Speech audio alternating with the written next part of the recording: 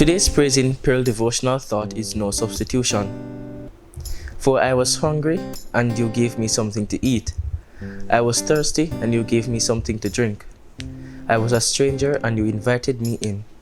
I needed clothes, and you clothed me. I was sick, and you looked after me. I was in prison, and you came and visited me. This devotional is based on Matthew 25:35-36. Recently, one of Mommy's many cats gave birth to 3 beautiful kittens. Cats are very private animals that would hide their kittens in the most secure and sheltered space for their protection. However, this cat did the opposite. She gave birth to her kittens out in the open, in the yard to be exact, and left. The kittens, so small and helpless, purred in vain for the return of their mother. Our hearts broke each time that they cried, and our efforts to comfort them were in vain. We placed them in an old baby blanket in a box to keep them warm and brought them inside from the harsh elements. We tried feeding them milk with a syringe, but they were too young and weak. My sister and I constantly asked Mommy about ways we could have spared the kittens' lives. Frustrated, she said, "Stop pestering me about the cats. They're going to die. They don't have souls."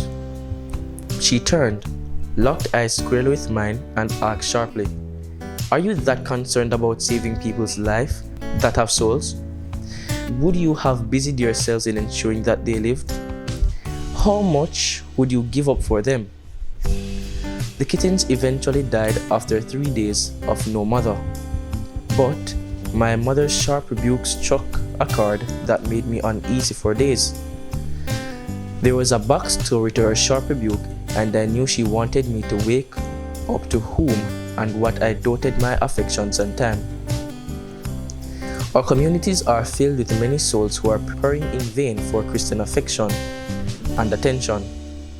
As stewards, we are mandated by God to look after the sick, the vulnerable, and the afflicted among us. We are charged to be their protectors from harsh elements and attacks of the enemy. At times, we neglect our responsibilities as stewards because we are too dealing with our own vulnerabilities, silent attacks, and trials. Regardless, we have a job to do, and it must be done with utmost care and love. The milk that we tried feeding to the kittens had a bold lettering, "Not a substitute for breast milk." There are other substitutes or alternatives for the jobs that we have to do in saving souls for the kingdom. We are the hands and feet for Jesus. The world offers a fake sense of security and comfort for those who do not know the real comforter, Jesus.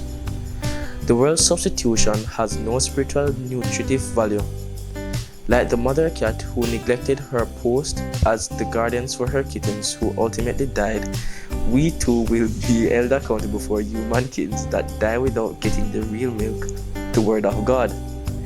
It is an auspicious responsibility that we have, and we must make every effort to play our part for God's ultimate glory. My mother's sharp rebuke made me uneasy, but it was done in love. God's ultimate rebuke in judgment will lead to death and damnation. So let us not slack on the work we are charged to do in saving precious souls for the Lord.